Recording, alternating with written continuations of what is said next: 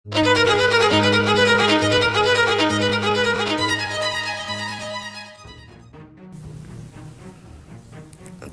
sosok siluet hitam sedang duduk dalam sebuah ruangan.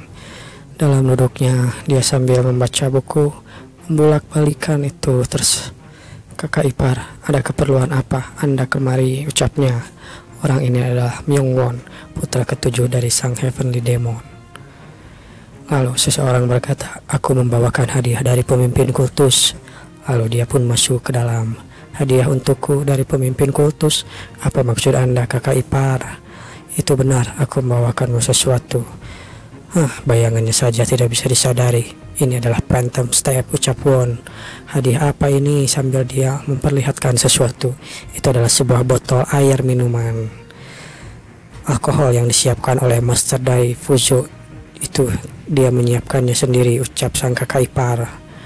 Alkohol maksudmu? Ini bukan alkohol, aku tahu ini adalah racun.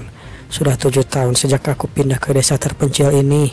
Tapi aku sudah memberitahumu keinginanku yang tidak berniat memperkuat kekuatan. Dan itu belum cukup untuk membiarkanku bebas, ucap Won, menggenggam erat tangannya karena kesal. Namun kakak ipar berkata, ayolah, satu tegukan saja akan membuatmu mati tanpa rasa sakit. Aku berjanji. Berapa banyak orang yang kau bawa, ucap Won sambil menutup bukunya. Dia berkata begitu. 32 prajurit dari pasukan Heisha. Sebenarnya aku rasa aku sendiri juga sudah cukup, tapi mereka bilang aku harus membawanya untuk berjaga-jaga. Namun seandainya itu berlaku pada dunia ini, ucap Song. Won menutup bukunya. Dia berkata, pendekar demonik yang hebat sepertimu harus membunuh sarjana yang sedang membaca buku sepertiku. Menyedihkan sekali. Kau sudah membuat kesalahan besar, kakak ipar, ucap Won. Aku membuat kesalahan. Apa kesalahanku? Lalu tiba-tiba saja sang kakak ipar merasakan niat membunuh. Itu adalah niat yang membunuh yang dikeluarkan oleh Won. Lalu tiba-tiba saja Won menebas meja beserta buku-bukunya. Kakak ipar pun terkaget. Jadi kau sudah menyembunyikan taringmu selama ini? Lalu mereka berdua pun menarik pedang mereka masing-masing dan terjadilah bentrokan antara kakak ipar dan Won. Kan begitulah hal itu terjadi. Malam itu diiringi dengan suara besi beradu dengan besi, yaitu pedang beradu dengan pedang. Sementara itu di luar terlihat kedua orang penjaga yang sedang mengawasi perdebatan mereka. Pertarungan mereka sudah berlangsung cukup lama. Pertarungan yang membuat kapten kerepotan sampai memakan waktu. Ya, bahkan jika orang berkata dia itu lemah, dia tetap mantan putra pemimpin kultus, bukan? Dia pasti memberikan perlawanan yang kuat. Mungkin ada kemampuan yang disembunyikan oleh Tuan Muda. Kalau tidak begitu, itu akan sangat membuatku kecewa. Hahaha. Mereka pun tertawa sambil mengejek Tuan Muda putra ketujuh, Won. Namun omongan itu disela oleh seseorang. Sudahi obrolan kalian, bersiagalah.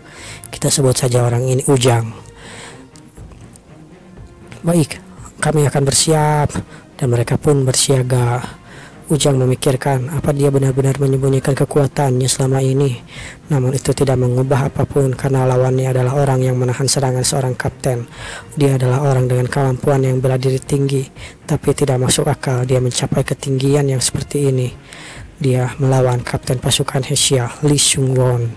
Rupanya kakak ipar itu bernama Lee Seung Won. Kapten pasukan Lee Seung Won. Dia membesarkan namanya sendiri sejak masih muda dengan kemampuan berpedangnya yang sangat luar biasa. Ku yakin kapten sengaja menunggu begitu lama untuk harga diri Tuan Muda. Dan begitulah pertarungannya pasti sudah selesai. Aku sudah mencium bau aroma darah. Seseorang keluar dari rumah kecil itu. Kapten keluar. Kapten, bagaimana hasilnya? Namun tunggu, itu bukan kapten semuanya. Itu bukan kapten. Kalian tarik pedang kalian masing-masing, ucap Ujang. Dia berkata begitu pada pasukannya. Seseorang berkata di siluet hitam itu, yang itu adalah Won yang menang melawan sang kapten. Aku, putra 7 pemimpin kultus. Aku berkata, pasukan Heisha, ini adalah kesempatan kalian untuk yang terakhir kalinya. Larilah dan selamatkan diri kalian. Cepat, selamatkan diri kalian. Mereka berkata begitu. Namun di sana tidak ada yang bergeming. Tidak ada satupun dari pasukan Heisha yang berniat untuk pergi dari tempat itu. Won berpikir, lumayan juga untuk pasukan yang mewakili kultus demonik. Kalau begitu, jangan salahkan aku atas apa yang akan terjadi selanjutnya. Dan begitulah Won pun membantai mereka. Mereka tidak tahu kalau yang dihadapinya bukan hanya sekedar putra ketujuh yang lemah, tapi dia adalah Won sang pembantai. Kepala mulai berterbangan, bagian tubuh juga berterbangan. Dia kuat dan cahaya merah itu dari pedangnya sudah jelas ini adalah pedang Ki. Apa tujuannya tinggal di desa ini untuk memperkuat ilmu pedangnya? Ucap Ujang dalam hatinya. Mundur itu mustahil, aku juga. Jika mundur pasti akan dihabisi karena gagal. Mundur berarti kematian, aku sudah tidak punya jalan untuk kembali. Dan begitulah Phantom Blade tiba-tiba saja digunakan, akan dikenakan kepada sang Ujang. Ujang melihat serangannya, aku bisa melihat serangannya. Serangan itu. Jadi inilah alasan kenapa pemimpin kultus membunuh saudara-saudaranya. Aku melihat seranganmu, kau akan datang dari kiri, namun saat dia berbalik ke kiri itu hanyalah pedang terbang yang digunakan sambil dikendalikan oleh Won. Won berada di sebelah kanan dan gecrak dar. Kepala orang itu pun terlepas dari badannya. Dalam masa-masa terakhirnya dia berkata, jadi ini bukan kebetulan dia mengalahkan kapten. Tugas ini gagal. Sambil dia dalam masa-masa terakhirnya melihat sosok Won yang sudah berlumuran darah dan beberapa kali terkena tebasannya. Oke, ini adalah komik baru ya. Judulnya Regresi of the Heavenly Demon Pathway. Tolong infonya, apakah komik ini sudah banyak yang bahas atau tidak? Jika sudah banyak yang bahas, sudah sejauh mana gitu? Tolong kasih admin tahu di kolom komentar. Lanjut. Begitulah Won terluka parah saat itu. Tidak disangka energiku habis cuman karena menggunakan ki pedang seperti itu. Luka di perutku membuatku cemas, tapi ini bukan luka yang fatal, ucap Won. Sebaiknya aku fokus untuk mencari cara untuk melarikan diri. Namun tiba-tiba saja dia merasakan sesuatu. Aku sudah menduga ini akan terjadi. Phantom Blade adalah kemampuan yang jauh di atas kemampuanmu. Seseorang berkata begitu. Memang ide yang bagus, aku ikut ke sini. Sambil dia berbalik ke belakang. Myonggak, apa itu kau? Dan ini adalah Myonggak, kakak tertua, pemimpin kultus Divine Heavenly Demon. Myonggak, seni Divine Heavenly Demon nomor 13 Heavenly Demon Ray. Itu terlalu berlebihan untukmu. Itu kedua kalinya aku menggunakan itu. Jadi begitu ya, maksudmu dia bangga karena menggunakan itu padaku. Sialan. Akhirnya dia memuntahkan darah di sana. Jadi dari awal tidak ada kesempatan untuk melarikan diri ya. Aku tak sangka Myonggak ada di sini, ucap Won. Maksudku Myonggak. Tidak, Hyung. Aku ingin mempertanyakan hal terakhir padamu di saat-saat terakhirnya. Tanyakan saja, dengan senang hati aku akan mendengarkan kata-kata terakhir dari adikku tercinta, ucap Myonggak. Aku tidak pernah berniat meneruskan kepemimpinan ayah. Kenapa? Kenapa kau melakukan sampai begitunya? Di sana Myonggak berkata, Won, bukankah aku sudah memberitahumu? Pemenang mengambil segalanya, itulah yang kulakukan. Orang yang menjadi pemimpin kultus akan mendapatkan segalanya, dan yang tidak bisa akan kehilangan segalanya. Itulah hukum kultus Divine Heavenly Demon, ucap Myonggak berkata demikian. Cuman karena itu, ucap Won, kau membunuhku cuman gara-gara itu? Cuman karena itu kau bilang? Apa kau merendahkan tatanan kultus? Tatanan hukum kultus tidak ada yang peduli dengan itu, ucap Won sambil terluka parah. Dia sepertinya akan menghabisi dan kehilangan kesadaran. Dia pun terjatuh karena kehabisan darah. Ada hal yang lain yang kau sampaikan? Ya, Won berpikir, aku sudah menemui batasku. Kakiku sudah tidak kuat berdiri di sini. Aku akan mengubur kau di antara matahari terbit supaya sinarnya terus menerangimu, ucap Myonggak sambil berlalu pergi. Dasar kau sialan, Myonggak. Dan begitulah Won pun dihabisi dengan Phantom Blade. Kecrak dar. Inilah yang terjadi dengan Won. Inikah akhirnya, ucap Won. Sial, aku bahkan tidak bisa membalas kata-katanya. Dalam ketidaksadarannya terdengar suara dari seseorang. Apa kau menyesalinya? Tidak, aku tidak harus melarikan diri waktu itu. Aku memang menyesal. Apa kau ingin bertarung lagi? Ya, jika itu bisa dilakukan, aku ingin bertarung lagi. Lalu suara tersebut berkata, bagus. Jika demikian, maka kembalilah. Dan begitulah kita pun dipindahkan ke sosok bocah kecil yang sedang tenggelam. Dia kehabisan napas. Aku sudah terjatuh ke air neraka yang dibicarakan kultus Heavenly Demon. Kalau ya, tidak mungkin aku akan menerima ini. Ini pasti dosa karena berjuang untuk bertahan hidup. adalah Myonggak yang saudara-saudaraku lain membiarkan permusuhan keluarga itu terus berlanjut. Tapi orang yang seharusnya jatuh ke neraka ini adalah terlihat sosok bocah yang didorong ke air sambil tenggelam. Bukan aku yang seharusnya jatuh ke neraka. Dengar kata-kataku, ucapnya. Akhirnya bocah itu pun dibawa oleh seorang gadis yang sepertinya pelayannya. Dia berkata, "Tuan muda, apa Anda baik-baik saja? Tuan muda, bernapaslah, fokuslah bernapas." Di sana anak itu pun langsung tersadar. Tempat ini, kalau tidak salah, ini adalah Demyong Palace, tempat tinggal anggota pemimpin dan kultusku yang dulu. Sementara itu seseorang berkata, "Dasar idiot, bisa-bisanya kau hampir tenggelam." Sambil berbalik dia berkata, suara ini terlihat sepertinya tuan muda yang lain yang bertubuh gempal bersama kedua ajudannya. Myongtak, dia adalah kakaknya dari Myongwon. Ini adalah mimpi yang mengerikan, ucap Myongwon. Tidak mungkin, apa aku masuk ke neraka tempat jatuhnya Myongtak juga?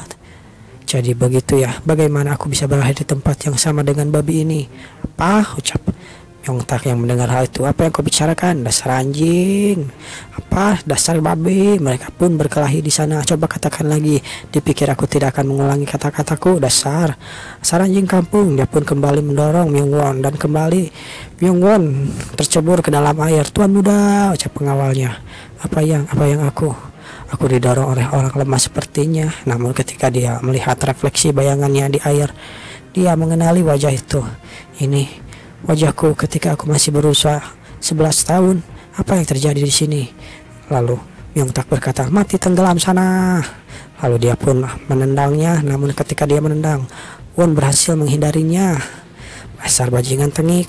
Permusuhan mereka pun terus berlanjut. Sepertinya mereka akan terus bertarung. Namun tiba-tiba saja ketika akan bertarung dihentikan oleh seseorang. Dia berkata, "Berhenti." Itu adalah Jungmun. Kenapa Jungmun juga ada di sini? Tidak seharusnya dia di sini. Jungmun mantan anggota Black Tortoise.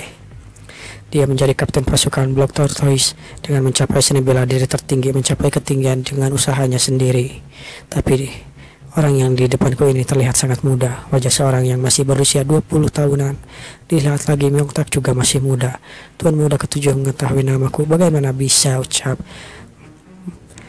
Aku tidak pernah bertemu dengannya, tapi dia mengetahui namaku. Lalu orang itu pun memberi salam. Aku, Jungmon, kapten ke-17 pasukan Black Tortoise, memberi hormat pada tuan muda ketujuh. Di sana Myongtak yang tidak diberi hormat. "Hei, apa kau tidak akan memberi hormat padaku? Aku memiliki posisi yang lebih tinggi darinya." Lalu dia pun memberi hormat pada Myongtak. "Aku Jungmun, kapten pasukan ke-7, memberi hormat pada tuan muda ke-6. Mohon maafkan aku," ucapnya. "Ya, ayolah, kalau begitu, maka aku harus mengetahui ketinggian seseorang. Dasar. Maaf atas kelancanganku, tuan muda," ucap Moon. Tapi seperti yang diketahui, ada kemungkinan kalau perkelahian kecil di Dangmyeon Palace akan menjadi pertumpahan darah. Aku tidak bisa membiarkan itu. Tolong diperhatikan lagi tindakan kalian. "Aku mengerti," ucap Won.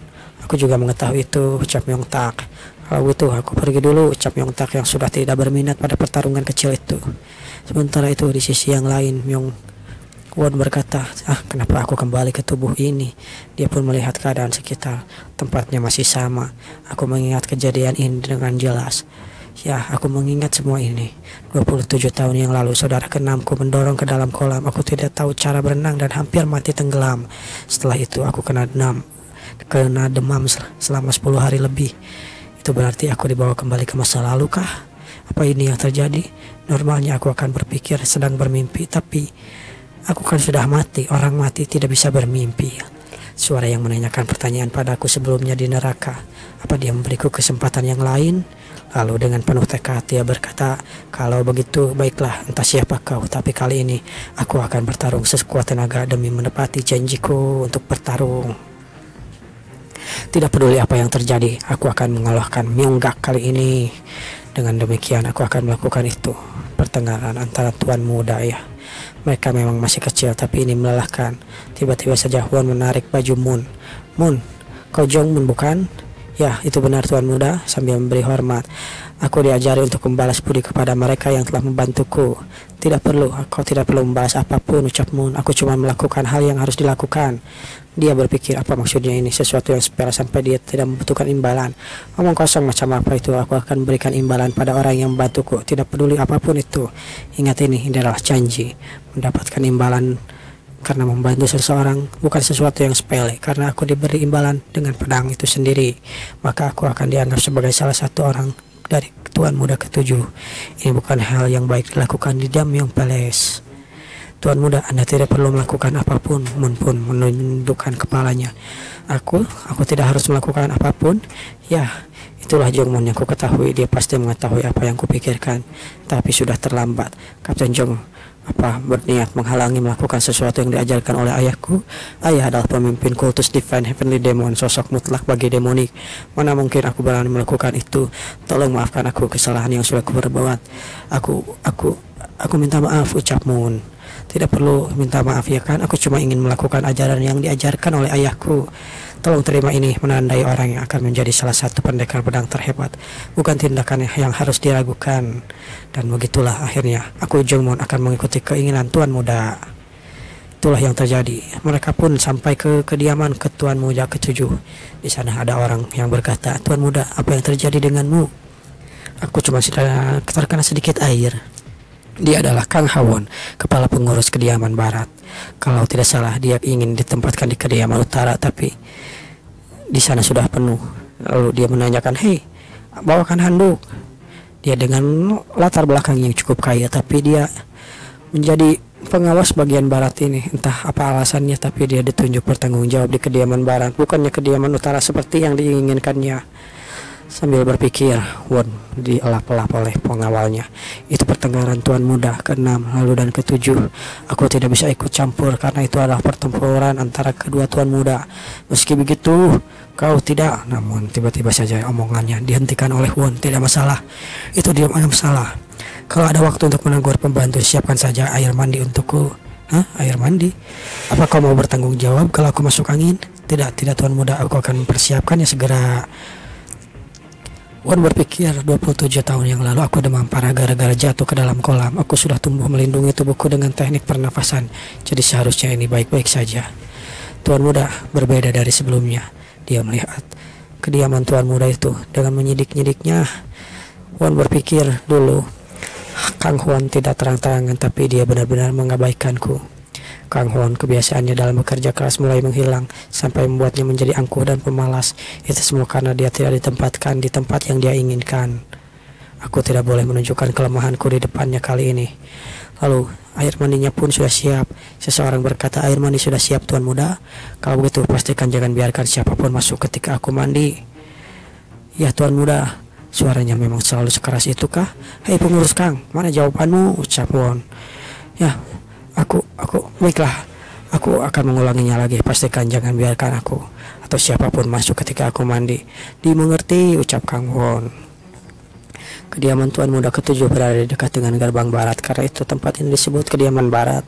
Kediaman barat, pembantu pelayan dan kepala pengurusnya bersedia untuk membantu sekuat tenaga. Meskipun dia paling rendah dibandingkan saudara-saudaranya, tapi dia masih memiliki potensi untuk menjadi pemimpin kultus. Won pun masuk ke sana untuk mandi. Dia berendam. Aku sudah bertambah usia dengan melihat ingatan orang-orang lain, tapi memangnya aku setua ini ya. Sebelum aku mati usiaku mendekati 40. Usiaku terlalu muda untuk dianggap tua, tapi terlalu tua untuk dianggap muda. Bagaimanapun ini kurang bagus. Sambil melihat tubuhnya sendiri, bahkan tulang tulus kering ini, aku tidak bisa membiarkan ini. Sekarang aku mengerti alasan kenapa Master selalu menghela napas ketika bertemu denganku. Dipikir-pikir lagi, masih 3 tahun sebelum aku bertemu dengan Master ya. Ketika aku berusia 15 tahun, ayah menunjuk Master seni Phantom Sword yang sanjung sebagai masterku. Itu harus dilakukan karena aku tidak punya master sampai usia segitu. 3 tahun ya, aku akan berusia 15 tahun dalam 3 tahun. Itu berarti aku harus berlatih sendiri selama 3 tahun. Aku sudah mengetahui seni Phantom Sword dengan sempurna. Masalahnya adalah Phantom Blade itu sendiri. Meskipun tidak bisa dibandingkan dengan Master, aku tidak bisa melakukannya, memecahkan misteri dari Phantom Blade itu sendiri. Sayangnya aku bukan tandingan Myonggak. Aku sudah menguasai Phantom Blade, tapi dia menguasai seni Heavenly Demon itu sendiri. Wahyu yang diwariskan turun-temurun dari pemimpin kultus Heavenly Demon pertama. Dikatakan siapapun yang menguasai seni ini akan mencapai ketinggian tertinggi dari seni bela diri yang melampaui batas. Entah rumor itu benar atau tidak, tapi dari semua seni bela diri kultus demonik yang ku ketahui, tidak ada yang bisa banding dengan itu. Teknik yang dikatakan bisa menghancurkan energi dengan cuma menyentuh lawannya. Myongjin, pemimpin kultus, dijuluki sebagai demon kreasi seni Divine Infinite Great Demon Mountain itu. Dua hal yang cukup membuat dunia terjatuh dalam ketakutan, namun keduanya tidak bisa mencapai ketinggian seni Divine Heavenly Demon. Lalu kemudian ada juga kakakku yang lain. Sehebat apapun seni dari 9 sekte yang dikatakan bisa memusnahkan kejahatan, itu tidak berguna bagi teknik Divine Violet Cold sekte Monhua. Lalu ada juga seni pedang Tai Chi dari sekte Wudang. Banyak yang harus kulakukan. Baiklah kalau begitu. Sambil berpikir dia berkata, kau bisa menghindari dari serangan Heavenly Demon, tapi dari yang ketiga itu, apa aku bisa menghindari ini? Tapi mustahil untuk melakukan apapun sekarang. Ya, aku benar-benar idiot. Aku tahu apa yang harus kulakukan. Aku tidak perlu repot-repot mencari seni bela diri yang lebih kuat dari seni Divine Heavenly Demon. Aku cukup menjadi pemimpin kultus saja dan menguasai seni Heavenly Demon itu sendiri. Itu benar, aku memang jenius. Akhirnya di sana Kang berkata, maksudmu dia bertengkar dengan Tuan Muda ke-6 dan terjatuh ke dalam kolam? Begitu? Lalu pembantunya berkata, iya, pertengkaran keduanya semakin memanas akhir-akhir ini. Seorang dari pasukan Black Tortoise menghentikan mereka. Kapten ke-7, Jongmun kah? Seorang dari pasukan Black Tortoise turun tangan untuk menghentikannya. Apa pasukan Black Tortoise memihak Tuan Muda ke-7? Tidak, itu mustahil. Kapten pasukan Black Tortoise dapat dekat dengan Tuan Muda ke-4. Tapi apa ada yang lain? Lalu tidak ada. Kalau begitu kau pergilah. Ini aneh, ucap Kang. Pasti ada yang lain, dia berpikir begitu. Kepala pengurus, ada apa? Tuan memanggilmu. Sampaikan, aku akan segera ke sana.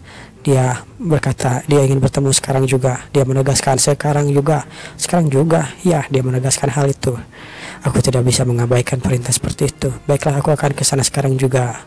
Akhirnya pengurus Kang pun datang ke kamar Moon. Kepala pengurus Kang Hwan memberi hormat. Akhirnya tampaknya dia tidak menyukai panggilan dariku. Ini bukan hal yang besar, tapi aku ingin menjual buku-bukuku.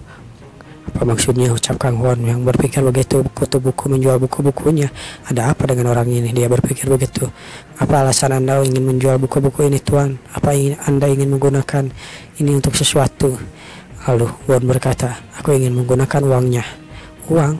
Kalau kau membutuhkan uang jajan, aku bisa memberikannya padamu. Tapi aku membutuhkan ribuan liang. Ribuan liang? Buat apa? Apa anak ini sedang bercanda denganku? Tuan Muda, candaanmu ini agak sedikit berlebihan, ucap kepala Kang. Aku ingin menjalankan bisnis, ucap Hwan. Dia berkata begitu. Bisnis? Ucap kepala Kang. Bisnis setelah sekian lama? Hahaha. Ayolah Tuan Muda, apa kau membicarakan tentang bisnis sekarang? Pengurus Kang, apa aku terlihat sedang bercanda sekarang? Ucap Hwan. Ayolah Tuan Muda, posisi terendah di keluarga ini adalah kau. Kau ingat ini, jika kau menjalankan bisnis, apa yang terjadi dengan Anda? Apa kau benar-benar berpikir untuk menjalankan bisnis sekarang? Ya, mungkin terdengar seperti melampiaskan kemarahan padaku, tapi itu dimaksudkan untuk dirinya sendiri. Tempat ini terlalu kecil untuk mengepakkan sayap atau ambisi mereka. Kalau dia ditunjuk sebagai kepala pengurus, itu berarti dia memiliki kemampuan. Keputusan pensiunnya juga pasti dikarenakan situasi yang dihadapinya. Haruskah aku membangkitkan bakatnya? Ucap Hwan dalam hati.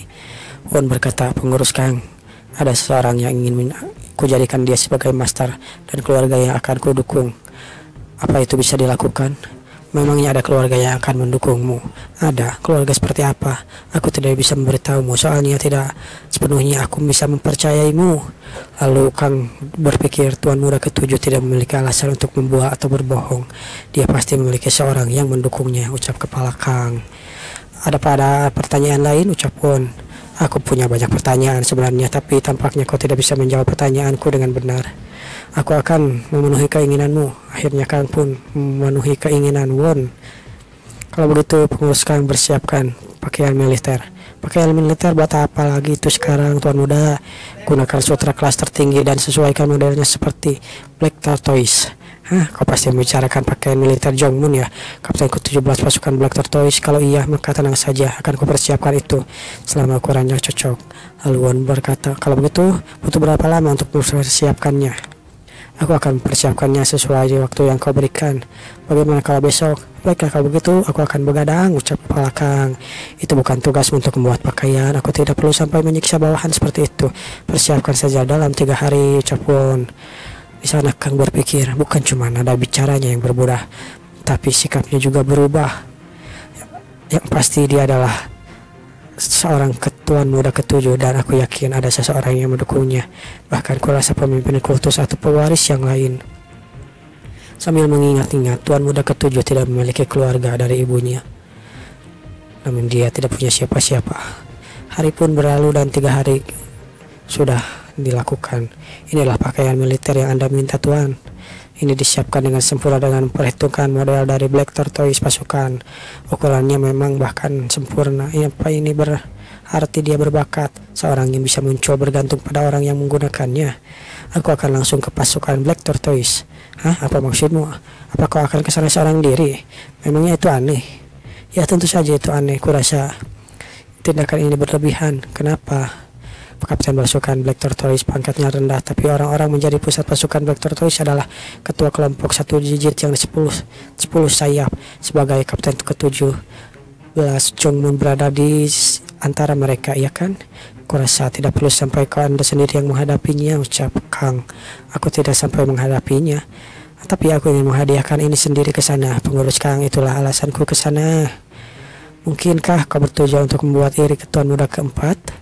Ya, membuat iri kakak ke-4. Kenapa kau berpikir begitu? Tuan Muda ke-4 adalah orang yang irian, jadi dia memiliki kebiasaan mencurigai seseorang. Kalau salah satu kapten Black Tortoise terikat denganmu, maka itu akan membuatnya curiga. Ya, kau memahami itu ya, ucap Won. Kakak ke-4 memang iri, tidak akan menggunakan dan membuat Jongmun begitu saja. Kita harus melakukan cuma menerimanya sebagai bagian dari kita. Ini strategi yang diperkirakan anak usia 12 tahun, ucap Kang. Memangnya ini bisa terjadi? Apa kau sudah memikirkan semua strategi itu? Semuanya. Memang ada sesuatu yang tidak kau ketahui. Sebelum membuat pakaian itu, aku menyelidiki tentang Jongmun. Jongmun adalah orang yang bertekad kuat, tapi seni bela dirinya tidak bisa mencapai ketinggian sampai dianggap sebagai master biasa. Tapi latar belakangnya cukup unik. Ayah Jongmun adalah seniman bela diri mandiri, tapi dia tidak menerima reputasi yang tinggi. Berbeda dengan ibunya, satu dari keluarga dari Great Mountain Clan Shock dari Guizhou itu sendiri. Jadi begitu ya, keluarga ibu dari Jongmun itu dari Clan Shock. Kalau begitu alasannya menjadi 4 besar pelindung hukum bukan cuma karena kemampuannya. Kalau begitu, mendapatkan Jongmun, hubungan kita dan klan Guizhou akan semakin dekat. Kalau kita memiliki kekuatan dari Clan Shock, akan memperhitungkan itu akan menjadi bantuan dalam bisnismu, ya kan? Tapi kalau menginginkan mereka memberikan dukungan, aku harus membuktikan kelayakanku. Akhirnya mereka pun sampai. Kalau begitu, mari kita pergi untuk mendapatkan token persetujuan pertama. Namun tiba-tiba saja seseorang berkata, apa ini? Aku mengetahuinya nanti. Sekarang mari kita pergi ke pasukan Black Tortoise. Pengurus Kang. Mereka pun pergi ke sana dan sampai ke pusat bangunan pasukan Black Tortoise. Tuan Muda ke-7 kediaman barat ingin mengunjungi pasukan Black Tortoise, ucap pengurus Kang yang berteriak. Di sana Tuan Muda ke-7-nya malah kaget. Salam Tuan Muda ke-7, seseorang lalu pergi masuk ke dalam untuk menyampaikan hal itu. Tuan Muda ke-7, dia ada di gerbang bersama orang-orangnya. Ya, kemungkinan aku tidak bisa punya pendukung, tapi ada anak pemimpin kultus bersama aku. Tampaknya akan menjadi sesuatu. Apa yang harus kita lakukan, Tuan? Ucap ajudan. Aku tidak perlu sampai menyambutnya. Panggil saja kapten pertama Guang Taik. Dan kapten pertama Guang Taik pun yang disuruh menyambutnya. Aku datang untuk memberikan imbalan kepada anggota pasukan Black Tortoise yang baru membantuku hari ini. Rupanya itu bukan dendam atau masalah. Jadi apa yang bisa kulakukan, ucap Guang Taik. Aku bisa ngurus sesuatu ini kapanpun aku mau. Aku tetap tidak bisa tenang. Soalnya orang yang dikutus Divine Heavenly Demon yang bertindak terbaik dari yang dikatakan. Temukan saja dan penyelesaian masalah ini dari usahamu sendiri, ucap sang pemimpin berkata demikian. Dibandingkan dengan Ilhon, Tuan Muda 7 ini lumayan juga. Tapi Tuan Muda ke-7, siapa anggota pasukan kami yang Anda maksud?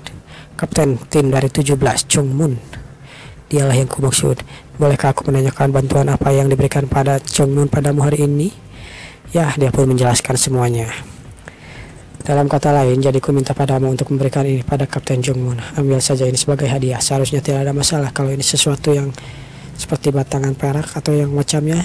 Ini tidak akan ada masalah. Apa Tuan Muda ingin menyerahkannya sendiri padanya? Tidak, aku tidak ingin. Dan diberikanlah kotak itu padanya. Buka kotaknya, kotak pemimpin di sana. Apa tidak masalah? Itu kan hadiah buat orang lain, Pak. Ya, itu akan ditentukan dalam isi kotak ini. Apa ada hal yang lain yang tidak bisa diperkirakan? Saat dia membuka kotaknya, dia terkejut dengan sesuatu. Apa ini benar-benar? Ya, ini benar-benar masalah besar, ucapnya terkaget-kaget. Barang yang Tuan Muda siapkan dalam kotak itu, ucap Kang, itu bukan batangan perak, ya kan? Memang benar, dari mana aku bisa mendapatkan itulah? Ya benar juga sih, dari mana dia bisa mendapatkan batangan perak? Dipikir lagi, aku tidak pernah memberikan batangan perak. Seni Conferring Cloud Heart. Apa? Seni Conferring Cloud Heart? Ya, aku memberikan buku itu. Memangnya itu sesuatu yang tidak boleh diberikan? Tentu saja itu tidak boleh. Pemikiran jauh lebih dalam dibandingkan dengan orang seusianya, tapi dia masih anak-anak. Tenanglah, Tuan Muda, itu bukan sesuatu yang boleh diberikan pada siapapun. Kenapa begitu? Ucap Moon berkata. Ya, bukankah itu sudah jelas? Conferring Cloud Heart adalah buku seni bela diri yang berharga di antara semua buku yang disimpan di perpustakaan, bukan? Kau memberikannya semudah itu, kita masih punya waktu untuk mengambilnya. Ayo kita kembali. Namun di sana Won berkata, mari kita pulang untuk membuat uang itu sekarang. Ngomong apa dia sekarang? Sekarang dia ingin menghasilkan uang. Aku tidak mengerti apa yang kau bicarakan. Aku sudah mengingat semua seni Conferring Cloud Heart dari awal sampai akhir. Ucap Won, kalau aku menuliskan semua yang ku ingat dan menjadikannya buku, bukankah itu akan menjadi seni Conferring Cloud Heart yang lain? Memangnya itu bisa dilakukan? Kau bisa melakukan itu, mengingat semuanya? Apa mungkin kau ini jenius? Ya, mana mungkin aku melakukan dan mengingat dan melupakan hal itu. Itu sesuatu yang kulakukan dulu, bahkan aku sampai dicambuk karena tidak ingat. Seni Conferring Cloud Heart adalah logika dalam mengharmonisasikan sesuatu yang tidak bisa diselaraskan satu sama lain. Itu terbagi menjadi pemberian, penyatuan, dan penghubungan yang menuntun. Seni Conferring Cloud Heart bagian pertama, dia pun menjelaskannya. Menghafal teknik energi yang jauh lebih sulit dibandingkan teknik permasalahan biasa semudah ini. Tuan Muda, memang diukur dengan kemampuanku. Dia memang luar biasa, dan begitulah hal yang diberikan kepada Jongmun itu adalah buku seni Conferring Cloud Heart. Kenapa ini ada di sini, ucapnya. Mari kita lakukan dengan cara sungguh muslihat yang luar biasa. Itu bukan muslihat yang begitu hebat, tapi lumayan juga. Begini ya. Lalu Jongmun pun dipanggil, Kapten Pin, ada sesuatu yang diberikan padamu. Aku datang untuk menemui Tuan Muda. Aku akan menyampaikannya, Tuan Muda. Aku kepala pengurus Kang yang melayani Tuan Muda. Aku tidak bisa mengantarmu mengalami Tuan Muda tanpa sepengetahuan dan alasanmu kemari. Kalau begitu kembalilah. Tunggu, aku tidak bisa kembali. Dia berlutut padamu. Kumohon padamu, Kapten Jong, apakah harus melakukannya sampai begini, sampai berlutut begini? Ini adalah hal yang penting bagiku. Tidak kusangka kau bahkan sampai berlutut, ucap Kang. Mau bagaimana lagi? Tunggu sebentar di sana. Terima kasih. Akhirnya kepala Kang pun masuk ke dalam ruangan. Apa Jongmun sudah datang? Ya, Tuan Muda, dia sudah datang. Kalau begitu, tampaknya dia berniat mengembalikan seni Conferring Cloud Heart ya. Ya, mengembalikan seni Conferring Cloud Heart. Memangnya ada alasan lain untuk itu. Itu rencana yang buruk. Alasannya datang untuk mengembalikan buku itu. Menguruskan, biarkan saja dia masuk. Akhirnya Jongmun pun masuk. Karena Tuan Muda berkata begitu, dia pasti memiliki rencana. Ada masalah penting apa sampai kau kembali ke sini, membuat datang ke perpustakaan di pagi-pagi begini? Aku menerima hadiah yang terlalu berat untuk diterima, ucap Jongmun. Apa ada orang lain yang melihat seni Conferring Cloud Heart itu? Atau bagaimana? Tidak, cuma aku yang melihatnya. Datang pagi-pagi begini, mesti ada yang melihat, itu pasti bohong. Karena cepat-cepat ke sini ketika dia menerima hadiah. Bukankah seorang beranggapan kau sangat dekat denganku? Pasukan Black Tortoise memiliki hubungan yang dekat dengan kakak keempat. Kalau ada rumor tentang Kapten Tin dengan Jong dan hubungan memiliki seperti itu, kakak keempat pasti tidak akan tinggal diam. Aku tidak akan memikirkannya sampai ke sana. Tolong maafkan aku, ucap Jongmun. Akan kutanya untuk yang terakhir kali. Apa benar berarti ada orang yang melihat buku itu, ucap Won. Di sana Jongmun berpikir, ya memang tidak ada. Aku yakin tidak ada. Pastikan kau tidak menerima seni Conferring Cloud Heart ini. Rupanya itu adalah perintah dari pemimpin dari Black Tortoise itu sendiri. Jongmun, datang ke sini kesendirian untuk membelikan seni dari buku ini? Sudah pasti ada orang lain yang menekannya. Kalau begitu, apa ada orang lain berusaha untuk menutupi kejadian ini ya? Kurasa buku ini adalah pilihan yang terbaik. Aku akan mengembalikan buku ini, ucap Jongwon. Namun ketika dia akan mengembalikannya, dia pun disentak oleh Won. Kapten Jong, apa kau akan bertingkah seperti bangsawan munafik sampai akhir, ha? Apa maksudmu bangsawan munafik? Mana mungkin aku melakukan itu, ucap Kapten Jong. Kalau kau itu rendah hati, kau akan menjadi berakhir seperti mereka. Ingat ini, Kapten Jong. Apa keadilan tertinggi yang ingin dicapai oleh kultus demonik? Kekuatan Tuan Muda. Keinginan kepuasan tanpa batas atas kekuatan. Itulah alasan terbesar dari kultus Heavenly Demon. Di aliansi Murim bermusuhan. Aliansi Murim menginginkan kekuatan untuk melindungi keadilan. Itulah yang terjadi. Sedangkan kultus Divine menginginkan kekuatan mutlak. Seni konflik Cloudheart akan memperkuat Kimo. Lalu, dan kau menolaknya dengan rasa rendah hati seperti itu. Ini tidak mengikuti ajaran kultus Divine, ucap Jong dengan muka seriusnya. Mohon maafkan aku, ucap Kapten Jong yang berlutut. Bawahan sudah salah paham dalam berpikir. Kembalilah untuk memikirkan apa yang diajarkan kultus ini baik-baik. Bawahan ini akan mencamkan kata-kata dari Tuan Muda. Mohon maafkan aku. Dalam pikirannya dia berkata, pemikirannya begitu dalam untuk anak seusianya. Darah Heavenly Demon benar-benar berbeda, ucap Jong sambil membawa buku itu kembali. Seseorang terlihat sedang menginstruksikan para anak buahnya untuk berlatih. Cepat tebas, tebasan kalian terlalu lambat. Baik, ya. Di sana juga ada Won yang sudah memperlihatkan atau memperhatikan latihan mereka. Entah kenapa, tapi mereka terlihat seperti tidak ingin melakukan ini. Seni pedang Great Mountain dari yang mereka latih adalah teknik dari dasaran kultus Divine Heavenly Demon. Di antara itu, teknik pedang yang diasah oleh pasukan Black Tortoise adalah pedang kedua Black Tortoise 40. Tidakkah mereka menyeratkan kau tidak ingin menunjukkan teknik pedang yang bukan seni pedang Great Mountain padaku? Lalu Won berkata pada Kang, bagaimana menurutmu? Maksudmu seni bela diri mereka, ucap Kang. Itu memegang dasaran, tapi kurangnya masih banyak, ucap Kang. Meskipun itu dipilih langsung oleh pasukan Black Tortoise yang bisa dianggap kuat dalam pasukan Black Tortoise, hanyalah 10 tim dari 10 sayap itu sendiri. Di bawah itu masih bisa disamakan dengan pasukan White Tiger atau pasukan Vermilion Bird. Jadi tidak bisa dianggap sangat kuat, ucap Kang. Seni bela diri ketujuh memang tidak ada yang bagus. Seharusnya seni bela diri Kapten Jongwon juga sama. Ya, aku tidak punya pilihan lain, ucap Won. Aku akan datang ke sini karena Myongjon, anak keempat dari bereaksi seperti yang aku perkirakan. Kalau aku masih tidak ada reaksi setelah ini, maka aku rasa aku salah menilainya. Aku akan pergi. Kau mau kemana? Tetap dengarkan kabar tentang Jongwon dan sampaikan padaku. Aku akan pergi ke kamarku. Dan begitulah Won pun pergi ke kamarnya di kediaman barat. Dia berkultivasi untuk melakukan teknik pernafasan, tidak seperti One Gold, posisi lotus 9 sekte, menghembuskan kembali dari mulut setelah pernafasan terakhir yang kuhirup dengan hidungku dan ketubuhku. Permulaan yang bagus, dasaran seni energi adalah hati yang kosong. Dan begitulah dia pun berkultivasi sampai subuh. Tanpa terasa subuh pun berlalu. Dia yang sudah sadar dari kultivasinya, sudah 2 pukulan lonceng kayu, itu artinya sudah jam 2 subuh ya. Mari kita sudahi latihan sampai di sini. Won berdiri dari duduknya, dia menyadari sesuatu. Keringat? Tahap deep sweet kah? Apa aku memasuki tahap deep sweet? Kecepatanku dalam mencapai ini tidak bisa dibandingkan dengan kecepatanku yang sebelumnya. Tidak kusangka aku akan berkeringat cuman gara-gara ini. Orang yang harus kekejar mencapai tingkatan pertama dalam waktu yang sangat mudah. Mengejutkan sekali tubuhku begitu lemah.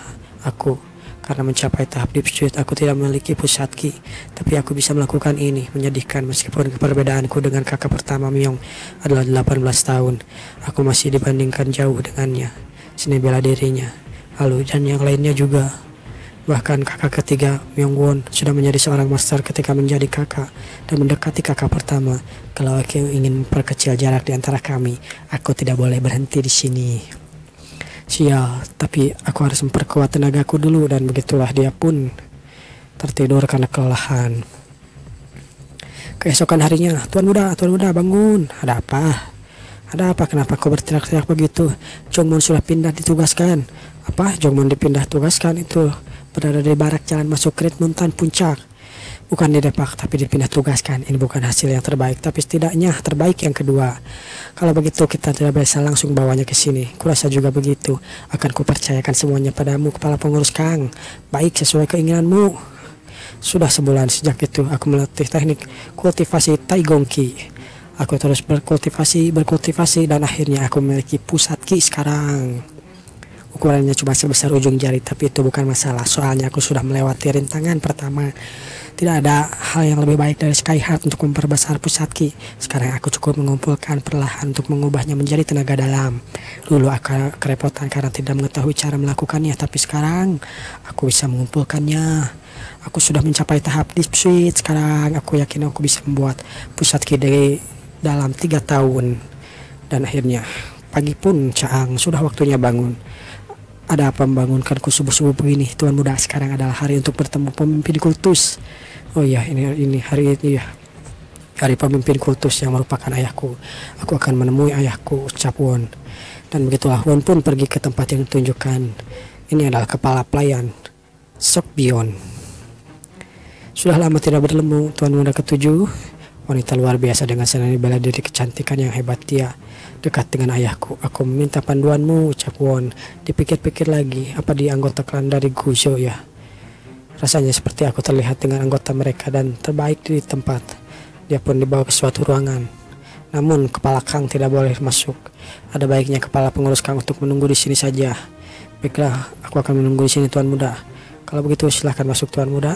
Tuan Muda ketujuh pun atau Won langsung dipersilahkan masuk dan dia duduk. Bukankah seharusnya sudah ada orang yang datang lebih awal? Bagaimana mungkin itu terjadi? Soalnya aku yakin kurang baik membuat ayah saudara-saudaraku menunggu. Tampaknya kau mempelajari hal itu dari buku ya. Ada yang berubah dari sorot matanya, ucap kepala pelayan di sana. Aku mempelajari banyak hal dari buku, tapi itu bukan berarti aku mempercayai semuanya. Namun tiba-tiba saja seseorang berkata, "Hei, sambut aku juga, pandu aku sekarang." Dan itu adalah Myung Won. Won, harusnya aku berangkat dari kediaman barat. Bagaimana kau dapat ke sini dari lebih awal dariku?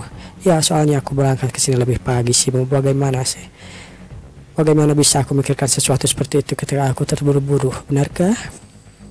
Di sana kepala pelayan berpikir, sekarang aku tahu berubah darinya. Itu sesuatu yang tidak dimilikinya dulu, seperti kepercayaan. Perubahan yang sebenarnya membuat Tuan Muda ketujuh. Apa yang membuatnya berubah begini? Lalu ada kakak yang lain datang. Tampaknya semua datang terburu-buru. Akan jadi masalah kalau aku datang setelahmu, kakak. Ini adalah Tuan Muda kelima, Myung Jung. Sudah lama kakak Jung, aku sudah menghabiskan waktu mencoba membaca buku banyak.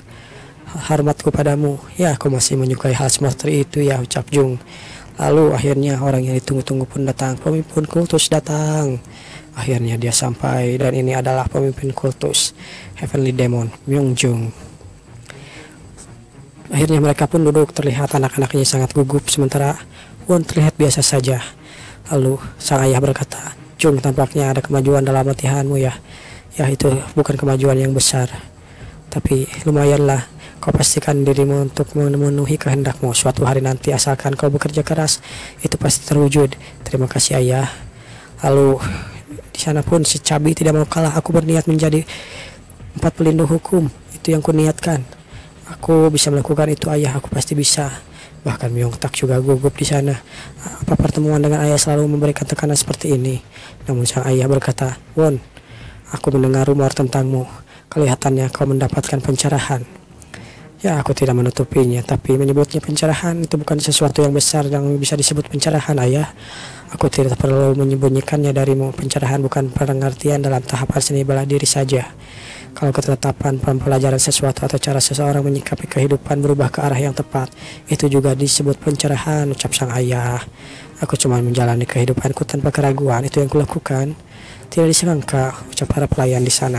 Dia menghadapi sang pemimpin dengan tenang, bahkan ketika kakak-kakaknya gugup, dia bisa menghadapinya dengan tenang.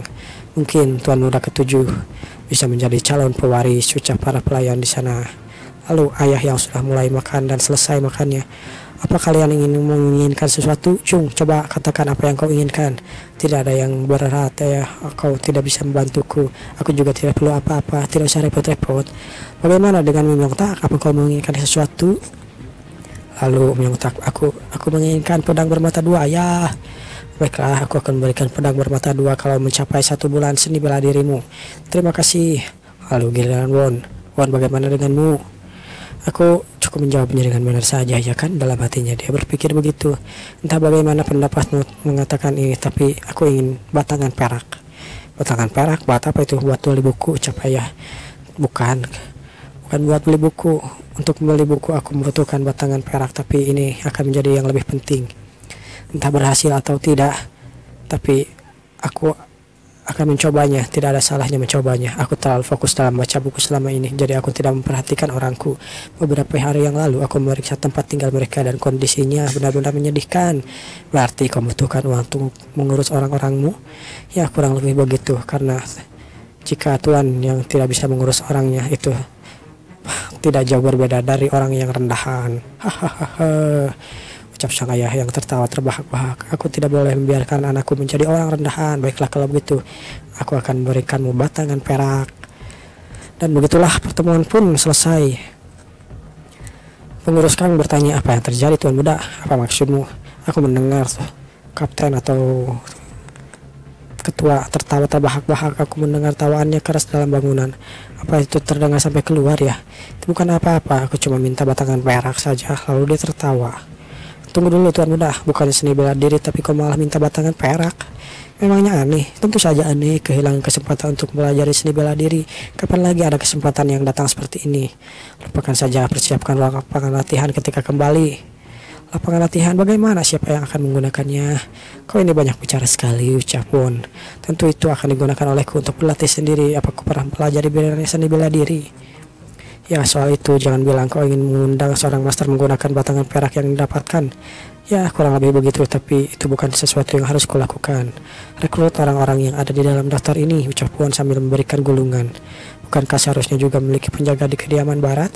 Itu adalah orang-orang yang akan kujadikan penjaga. Orang-orang ini bisa dipercaya atau tidak ya?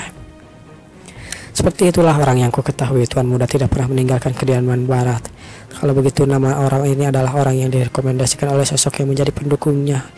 Kang berpikir begitu, ini layak untuk dicoba. Percayakan semuanya padaku, ucap Kang. Ada satu tambahan yang harus kau lakukan, tingkatkan kualitas tempat tinggal dan makanan pelayan di kediaman barat. Juga bantu mereka kalau keluarga mereka mengalami kesusahan. Itu alasanku meminta uang pada bapakku. Aku memberitahunya kalau aku ingin meningkatkan kehidupan orang-orangku. Sementara itu di sisi si bapak, dia berbicara dengan seseorang. Bagaimana menurutmu? Apa kau membicarakan tentang Won? Kenapa Won meminta batangan perak ketika yang lainnya meminta buku dan pedang? Ya, itu mungkin tidak terlalu menganggap dirinya sendiri. Won terlalu di bawah sampai tidak bisa melihat yang di atas. Mungkin dirinya memandang mereka yang di bawah. Sudah menjadi sifat alaminya. Aku berbeda darimu, aku tidak berpikir demikian, ucap sang ayah. Entah apa yang dia sadari, tuasa dia menyadari bahwa dirinya berada di atas. Dalam kata lain, dia menyadari kalau ada orang lain di bawahnya. Kalau begitu perubahan sikap dan tindakannya itu, ya itu juga dikarenakan hal itu. Anak itu memahami siapa dirinya sekarang. Itu salah satu kualitas yang harus dimiliki oleh penguasa. Tapi pemimpin kultus, mungkin ini akan menjadi sesuatu yang kejam bagi Won. Itu berlaku di anak yang dipenuhi oleh ambisi. Tapi kalau tidak ada jalan yang baru terbuka, ngomong-ngomong, apa kau berpikir untuk menjadi pendukung Won?